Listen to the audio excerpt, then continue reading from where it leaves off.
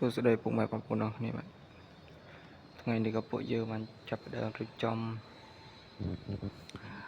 លាយស៊ីម៉ងវ័យក្រូវេរ៉ង់ដានជើងទី24ម្ដងទៀតបាទហើយខាងក្រៅបីដូចតែមុនទេបាទខាងមុនគឺនៅជើងក្រ20គាត់ឥឡូវនេះយើងចូលមក24នឹងសូមតោះខកដល់អ្នកទៅធ្វើការ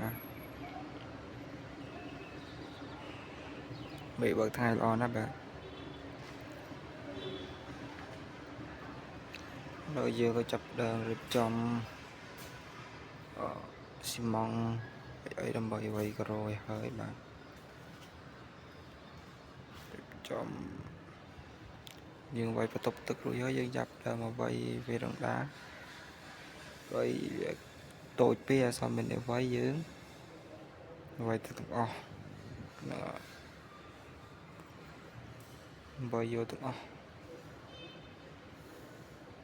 ហ្នឹងហើយកុំឲ្យភ្លេចចុច like subscribe ផងបាទដើម្បីទទួលបានវីដេអូពីខាងជាងសំណង់ជាងការ៉ូពីខ្ញុំបាទជីមសងទាំងអស់គ្នាបាទសូមអរគុណសូមជម្រាបលាដល់បងប្អូនដែលតាមដានទស្សនា